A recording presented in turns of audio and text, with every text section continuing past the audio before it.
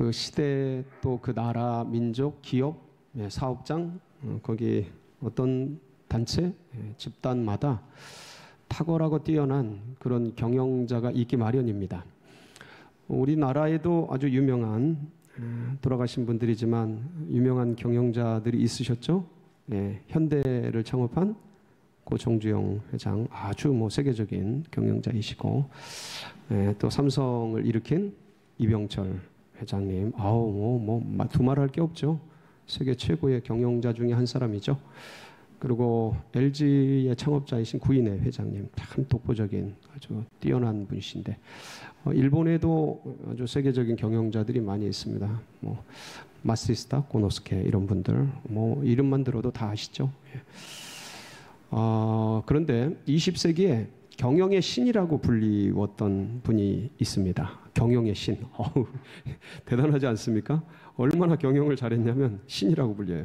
누구냐면 잭 웰치라는 분인데, 이분이 제너럴 일렉트릭의 CEO가 되어서 이제 회사를 완전히 새롭게 하게 됩니다. 그래서 나중에 이제 경영의 신이라고 불리는데, 이분이 45살에 GE라고 불러요. 제너럴 일렉트릭을 줄여서 GE의 CEO가 됩니다. 아주 젊은 나이에, 저보다 더 젊은 그런 나이에 CEO가 돼서 20년간 이 GE를 이끌게 되는데, 이 당시에 이 잭 웰치가 왜 그렇게 뛰어난 경영의 신이라고 불리우기 시작했냐면, 사실은 81년도에 CEO가 돼서 2001년도에 이제 내려놓게 되고 얼마 전에 이제 돌아가셨는데, 이분이 CEO가 될 때 일본 거의 팍스 제페니스, 그냥 일본이 전 세계를 점령할 때예요.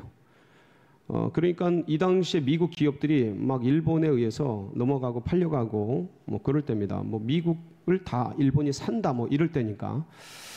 그러니까 보통의 기업들이 전부 하락하고 넘어지고 쓰러지고 있는 이때에 이 잭 웰치가 GE의 CEO가 돼서 20년간을 경영을 하는데, 근데 얼마나 경영이 뛰어났던지 이 당시에 20년이 지났을 때, 그러니까 결과가 어떻게 되냐면, 사실은 GE가 이때 한번 정점을 찍고 잭 웰치가 맡을 때에도 이미 대기업이었는데 정점을 찍고 쇠퇴하던 때예요. 그러니까 어떤 기업이, 어떤 대그룹이 한번 정점을 찍고 쇠퇴하는데 그걸 반전시키기는 더 어렵습니다. 그런데 이제 그때 맡은 거예요. 막 기울어지고 일본이 발흥하고 막 이러는데, 미국 기업들 넘어가고 쓰러지고 하는데, 근데 그가 취임하고 나서 20년이 지났을 때 어떻게 되냐면, 매출이 초기에 81년도에 27조 원이었습니다. 그런데 2000년도에 129조 원이 돼요. 1년 매출이. 그리고 순이익이 81년도에 1조 5천억 원이었는데 2000년도에 약 12조 7천억이 돼요. 굉장히 엄청난 거죠. 10배 정도 뛴 거니까 어마어마한 건데, 그리고 기업 가치가 처음 부임할 때에 약 40배가 됩니다. 기업 가치라는 게 결국 주식 값이거든요. 주식의 값. 근데 그게 40배가 돼요. 몇 년 만에요? 20년 만에. 그럼 매년 몇 배씩 뛴 거예요? 기업 가치가 2배씩 뛴 거예요. 와, 진짜 악조건 속에서 이런 엄청난 능력을 발휘하게 됩니다. 이 잭 웰치의 경영 철학이 있는데, 아까 그 그림이 지금 나와야 되거든요. 한번 잠깐 그 사진 좀 띄워주실래요? 이게 이제 잭 웰치의 경영 철학이에요. 되게 간단하죠. 사업은 단순하다. Business is simple이라고 하는 건 단순하다. 그리고 일을 너무 복잡하게 만들지 말아라. 그리고 변화를 두려워하지 말아라. 뭔가 이렇게 대기업이 되고 대그룹이 되고 역사가 오래되면 관료화가 되죠. 그러니까 뭔가 이렇게 개인도 그렇고 기업도 공동체도 그렇고 이렇게 조직화가 돼버립니다. 거기서 변화하지 않으려고 그래요. 근데 변화를 두려워하지 말아라. 네 번째, 관료주의를 타파하라. 그리고 다섯 번째, 직원의 두뇌를 활용하라. 그러니까 인재풀을 활용하는 거예요. 개인이 아니고 회장 자신이 아니고 인재풀. 그리고 가장 좋은 생각을 가지고 있는 사람들을 찾아내고 이들의 생각을 실행에 옮겨라. 아이디어를 인재들 속에서 찾아내서 실행하는 이런 경영 철학을 가지고 그가 20년간 사업을 이끌었을 때 세계 최대 기업이 돼요. 세계 최고의 기업이 되고, 그리고 이 잭 웰치가 세계에서 가장 존경받는 경영자가 됩니다. 뿐만 아니라 이 기업이 제너럴 일렉트릭이 세상에서 가장 존경받는 기업체가 됩니다. 대단하지 않습니까? 한 사람이 이 기업을, 사업장을 완전히 변화시키는, 그의 경영에 의해서 새롭게 되어지는 엄청난 능력을 발휘하게 됩니다. 여러분, 만약 이런 분이 나를 돕는다면, 내 인생을 코칭해주고 도와주고 내 삶을 이렇게 경영해 준다면 어떨까요? 우리 가정을, 우리 기업체를, 우리 사업장을, 직장을 이런 분이 도와주면 얼마나 뛰어나게 잘 해주실까? 그렇죠? 근데 안타깝게도 이분은 이미 돌아가셨습니다. 그리고 그 80년대 그 시대를 80년대 90년대를 풍미하고 가셨죠. 가신 자는 말이 없습니다. 그러니까 한 세대 한 시기에 그렇게 뛰어난 능력을 발휘했을 뿐이지요. 그런데 성경에 영원토록 우주를 다스리시고 지구를 통치하시고 역사를 경영하시는 영원하신 분이 계시죠. 누구십니까? 창조주 하나님. 할렐루야. 창세기 1장 1절에 보면 태초에 하나님이 천지를 창조하시니라. 하나님께서 태초에 천지를 창조해 주셨지요. 여기 보면 태초에, 여러분 많이 들으셨죠? 태초에 히브리어로 베레시트. 베레시트. 한번 따라해 볼까요? 베레시트. 이 베레시트라는 뜻은요, 시간의 처음에란 뜻이에요. In the beginning이라고, 시간의 처음에. 그래서 시간이 뭐가 있어요? 처음이 있어요. 그럼 시간에 뭐가 있어요? 끝이 있겠죠. 그러니까 처음과 끝, 알파와 오메가, 처음이요 나중이신. 그래서 역사의 시작이 있고 역사의 끝이 있는 겁니다. 그래서 이게 이제 베레시트로 시작된 역사가 마라나타로 이제 끝나게 되죠. 종결되게 되죠. 그 주인이 누구셔요? 처음이요 마지막이시고 과정 속에 존재하시고 인도하시는 분, 우리 주님이시죠. 아멘. 그분이 역사의 주인공이십니다. 주인이시고. 그래서 이렇게 이제 시작이 되는데, 전능하신 하나님께서 태초에 시간의 처음에 시간을 만들 뿐만 아니라 뭐를 만드셨어요? 무에서 유를 만드시는데 그게 시간이고, 그 다음에 천지, 하늘 세계와 땅의 세계를 바라, 베레시 엘로힘 하샤마임 웨엣 하아레츠. 엘로힘 다음에 바라가 빠졌죠. 바라. 천지를 창조해 주셨어요. 무에서 유를 창조하는 거죠. 이거는. 그래서 하늘 세계와 땅의 세계를 창조해 주십니다. 근데 이 처음에 창조된 하늘 세계, 하샤마임, 이거는 heavens, the heaven. 그러니까 그리스도 예수 안에서 비플랜으로 감춰지게 됩니다. 그리고 때가 참에 율법 아래에서 아들을 낳게 하시고, 그리고 그 그리스도께서 우리에게 오셔서 하늘 세계를 얘기해 주시죠. 회개하라, 천국이 가까이 왔느니라. 그러니까 하나님 나라, 하늘의 세계가 임하였느니라라는 거라고 제가 말씀을 드렸어요. 그래서 이제 가려졌던, 감춰졌던 하나님의 세계, 하늘의 세계는 감춰지고, 땅의 세계 이야기가 창세기 1장 2절부터 시작이 돼요. 그래서 땅이 혼돈하고 공허하며 흑암이 깊음이 있고 하나님의 신은 수면을 운행하시느니라. 이렇게 되어 있죠. 그런데 이 땅이라고 번역된 한글 번역은 좀 많이 아쉬운 번역입니다. 틀린 번역은 아닌데 히브리어 원어를 다 해석한 건 아니에요. 그래서 영어를 보면 어떻게 되어 있냐면 Now the earth was 이렇게 되어 있어요. 그러니까 그런데 그 땅이 그 지구가 이 소리예요. 그러니까 1절에서 창세기 1장 1절에서 하나님이 천지를 하늘과 땅을 그 땅 얘기가 나왔죠. 그런데 1장 2절 땅이로 번역된 이 단어가 히브리어로는 웨하 아레츠예요. 웨는 뭐냐면 그런데라는 뜻이에요. 연결어고요. 하는 더 정관사예요. 아레츠 땅이에요. 그러니까 그런데 그 땅이 이 소리예요. 혼돈하고 할 때 이 혼돈이 뭐냐? 이게 토우라는 히브리어예요. 한번 따라해 볼까요? 히브리어 토우. 아, 여러분은 지금 히브리어를 하셨습니다. 네, 이 토우가 뭐냐면 이렇게 성 같은 게 이렇게 무너진 상태. 예를 들어서 얼마 전에 이제 일본에 지진이 일어났잖아요. 그 지진이 일어나면 이제 집들이 막 융기하면서 흔들리고 그러면서 이게 무너지지 않습니까? 무너져서 흐트러져 있는 황폐화된 상태. 그래서 어떤 모양과 형상을 알아볼 수 없는 그런 상태. 이게 토우예요. 토우의 개념이 그래요. 그래서 이 혼돈한 카오스의 무질서한 모양의 그런 어떤 상태로서 지구의 처음의 모습이 그랬던 거예요. 그러니까 이건 지구를 연구하는 사람들에게는 굉장히 좋은 소스 같아요. 그리고 이제 보우, 이제 공허가 뭐냐면 보우입니다. 보우 따라해 볼까요? 보우.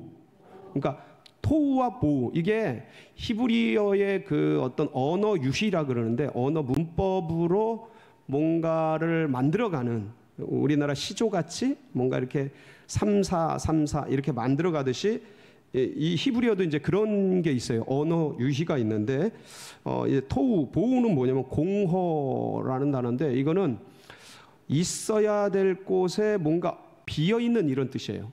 그러니까 황폐화가 돼서 분명히 뭔가 있어야 되는 곳인데 거기에 없는 거예요. 비어있는 거예요. 허전한 거죠. 이게 이제 보우라는 개념입니다. 그러니까 지구가 생겨나서 막 얽히설키 무질서하게 섞여 있고, 그러니까 액상 상태죠. 액체 상태. 약간 막 이렇게 태아가 막 아직 만들어지진 않았는데 이렇게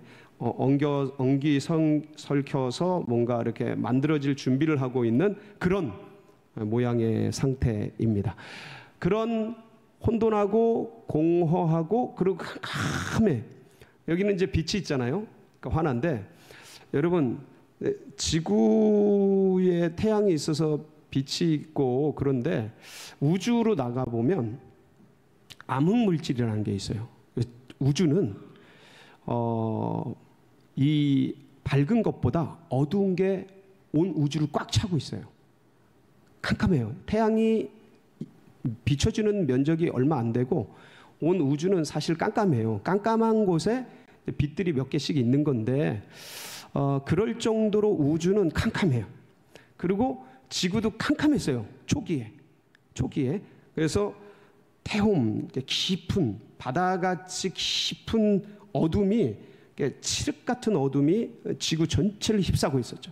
그러니까 막 얽히설키 엉켜서 액상 덩어리가 어떤 모양도 형상도 없이 캄캄함 속에서 우르릉거리면서 움직이고 있다고 이제 생각을 하시면 돼요. 그런데 그 땅이 공허하고 혼돈하고 흑암이 깊음 위에 있는데 그 액상 덩어리, 그 액체 덩어리 거기를 수면 위를 하나님의 영이 뭐 하셔요? 1장 2절 한번 보실까요? 뭐 어떻게 되어 있냐면 하나님의 영이 수면을 운행하시느니라. 뭐 하셔요? 운행. 한번 이 운행이라는 단어가 히브리어로 메라헤페트예요. 한번 따라해 보실까요? 메라헤페트. 아유, 진짜 잘하고 계십니다. 오늘 많이 배우죠. 토우, 보우, 메라헤페트. 전부 히브리어인데 그러면 저 메라헤페트, 하나님의 신이 수면을, 이 액상 덩어리로 된 이 지구를 수면 위를 막 운행하시는 거예요. 운행하시는데 이 운행이라는 단어가 어떤 의미냐? 히브리어의 메라헤페트가 어떤 뜻이냐면, 한자 같은 거는 한자의 그 어떤 한자를 만들 때 어떤 모양을 보고 만들잖아요. 그래서 상형 문자라 그러잖아요. 여자의 이렇게 앉아 있는 모습 이렇게 해서 계집여가 나오고, 뭐 아들이 엄마를 업은 그 모습을 효자로 만들고, 그래 어떤 모양을 보고 글자를 만들잖아요, 한자는. 근데 히브리어는 의미에서 언어가 나옵니다. 그 의미를 추출해서 언어를 만드는데, 메라헤페트라는 이 단어의 의미는 어떤 거냐면, 새가 공중에서 날갯짓을 하는 모양을 보고 메라헤페트라는 단어가 나온 거예요. 그러니까 예를 들어 독수리가 둥우리에서 그 둥우리에 있는 새끼를 보면서 날갯짓을 막 하는 거예요. 요게 메라헤페트예요. 운행이라는 단어예요. 그러니까 이거를 영어로는 허버링이라고 번역을 해요. 허버링은 헬리콥터 같은 게 수면 물 위에서 이 프로펠러를 막 돌리면 물이 막 하잖아요. 뭐 땅에 있는 풀들도 막 움직이고 사람도 흔들릴 정도인데 물이 파동을 치잖아요. 그게 메라헤페트예요. 메라헤페트. 그래서 그 독수리가 날갯짓, 새가 날갯짓을 하는 모양에서 그게 나왔는데, 새가 왜 날갯짓을 하냐면 둥우리에 새끼가 있고, 이 여름이나 이런 때는 새끼들 주위에 막 벌레들도 오고 파리들도 오고 날파리 곤충들이 오고 막 그러고, 그리고 날이 더우니까 그 새끼들이 이 더위나 추위를 못 견디고 막 이렇게 지쳐서 이렇게 쓰러질 수도 있고 죽을 수도 있고 그러지 않습니까? 그때 새가 그 열기를 식혀주고 벌레들을 쫓느라고 날갯짓을 막 하는 거예요. 그러니까 도움을 주는 거죠. 그 어린 새에게, 아기 새에게 어미새가 도움을 주고 생명을 주고 그런. 그리고 이제 이게 조금 더 발전하면 이 메라헤페트 뜻 중에 하나가 암탉이 알을 품다라는 뜻이에요. 암탉이 알을 품으면서 이렇게 배에서 가만히 있는 게 아니고 이게 배에서 이걸 알을 돌린다 합니다. 알을 돌린대요. 이렇게 뱃속에서 돌리는데, 그 알을 돌리면서 초진동, 마치 초음파 같이 돌리면서 그 알에 엄마의 투투투투투투 하는 그 배로 다다다다닥 하는 그거를 이 알 속에 계속 그 진동을 집어넣는 거예요. 근데 이게 안 되면 이 알은 그냥 죽어버리는 거야. 계란이 되는 거예요. 근데 어미 닭이 이 알을 품고 진동을 파바바박 굴리면서 진동을 파바바박 줌으로써 이 알이 뭐가 돼요? 생명을 가지고 병아리가 되는 거예요. 병아리가. 그러니까 날갯짓을 하다, 어미 닭이 새끼 알을 품다, 허버링 막 물이 파동이 치는 그 모습을 형상화해서 단어를 만든 게 메라헤페트예요. 그러니까 메라헤페트는 운행으로 번역이 됐어요. 근데 이게 하나님의 경영이에요. 나중에는 이게 경륜, 섭리 이렇게 번역, 이제 의미가 파생이 됩니다.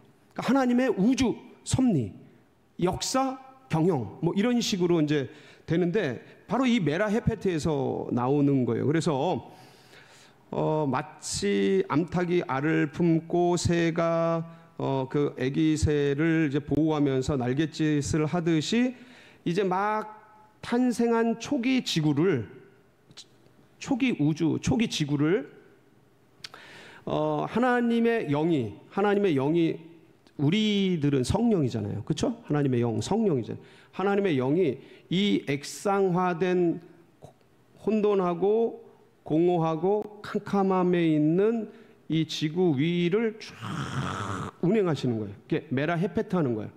이 지구를. 이제 막 아직 모양이 없는 태아를 어미가 심장 박동으로 타다다닥 치듯이 요 지구를 성령께서 하나님의 영이 메라헤페트 운행하시는 거. 다다다다다다닥 다다다다닥. 그러면서 거기에 뭐가 들어가는 거예요? 생명이 들어가는 거예요. 그러니까 빛이 들어가는 거예요. 여기에 그러니까 아직 형상이 없는 곳에 형상이 새겨지고 공허한 비어있는 거기에 첫째 날, 둘째 날, 셋째 날, 넷째 날, 다섯째 날 채워지는 거예요. 첫째 날 뭐가 채워져요? 빛이 있으라. 빛이 생기게 되죠. 둘째 날 궁창 위의 물과 궁창 아래 물이 나뉘어라. 대기권이 생기죠. 그래서 하늘이라 그래요. 이걸 스카이라 그러죠. 그리고 셋째 날 땅 아래 물이 한 군데로 모이게 되죠. 바다가 되고 그리고 묻이 드러나게 되죠. 땅이 생겨요. 랜드가 생기죠. 그리고 이 땅에 뭐가 생겨요? 식물들이 자라나요. 이게 셋째 날이죠. 지금 계속 운행하시는 거예요. 쫙 운행하시는 거예요. 운행하시면서 넷째 날 해와 달과 별들, 우주의 별들이 생겨요. 성경은 지구 중심적입니다. 태양 중심적이 아니에요. 우주 전체가 지구 중심적이에요. 그래서 쫙 해와 달과 별들이 넷째 날 생기고 다섯째 날 뭐가 생겨요? 하늘에 새들, 조류들이 만들어지고 그 다음에 바다에 물고기와 수생 생물들이 이제 창조되게 되죠. 이게 지금 운행하시는 거예요. 쫙 운행하시면서 그 다음에 여섯째 날 뭐가 생겨요? 네, 각종 육축과 곤충, 땅에 기는 것과 육상생물들이 생기고 마지막 여섯째 날 마지막에 뭐가 생겨요? 남자와 여자, 인간이 이제 창조가 됩니다. 기가 막히게 채워지죠. 그러니까 무질서한 지구가 하나님의 영이 운행하시니까 메라헤페트 하시니까 아름다운 질서, 코스모스가 생기죠. 그리고 텅 비어있는 형체가 없었던 곳에 기가 막힌 초록색 지구의 아름다운 것들로 가득 채워지는 꽃과 그 다음에 새와 각종 모든 아름다운 것들, 자연 만물들이 생겨나고 거기에 인간들도 논이게 되는 기가 막힌 우주, 지구가 형성이 되게 됩니다. 그래서 하나님이 보시기에 심히 좋았더라. 아름다웠다. 이제 그렇게 해서 이 지구가 형성이 되게 됩니다. 하나님이 천지 창조를 하나님의 영이 운행하심으로 인해서 메라헤페트 하심으로 혼돈된 지구에 질서가 생기고 공허한 비어있는 세계 속에 가득 아름답게 채워지게 되고 어둠 속에 있는 그곳에 빛이 생기게 되는, 역사해 주시고 채워주시고 섭리해 주시고 운행해 주시는 거죠. 이 아름다운 지구가 집마다 지은 이가 있으니 천지를 지으신 이는 하나님이시니라. 아멘. 이 아름다운 지구를 이렇게 해서 아름다운 걸작품으로 만들어 내시고 지구뿐만 아니라 온 우주를 하나님이 지금도 통치하시고 다스리시고 운행하심. 이 하나님이 2024년 이 펼쳐진 한 해를, 우리의 인생을, 우리의 삶을 운행해 주신다면, 아멘. 진짜 잭 웰치가 40배 했다 하는데 40배가 아니라 400배, 4000배, 4만배. 할렐루야. 그 하나님이 운행하시는 하나님이 이 경영으로 됩니다. 나중에. 예? 이 경영하시는, 운행하시는 그 하나님의 영이 우리의 가정을 운행해 주신다면 얼마나 무질서한 가정에 질서가 생기고, 할렐루야. 예, 참 이렇게 다투고 참 우울하고 답답한 그곳 가운데 하나님의 영이 운행해 주시고, 그런 거기에 아름다운 질서가 생기고 가득한 은혜와 기쁨이 넘치게 되는 그 하나님의 운행이 우리 교회 가운데, 할렐루야, 우리 나라와 민족 가운데, 아멘. 그리고 오늘 이제 3부 예배 때 선교사 파송 예배가 있습니다. 이분이 저희 교회 출신이에요. 우리 교회에서 자라나고 청년이 돼서 목사가 돼가지고 이제 다른 교회에서 사역하다가 이번에 저희 교회에서 선교사 파송을 받게 됐는데 어디로 가냐면 파라과이로 가요. 파라과이가 어디죠? 남미잖아요. 그렇죠? 먼 땅이에요. 먼 땅. 미국이 16시간, 14시간 걸으니까 거기는 몇 시간? 한 20시간도 넘을 것 같은데 그 땅을 가는데 이 파라과이 이 선교사님이 가는 그 땅에 하나님의 영이 운행하시고 할렐루야.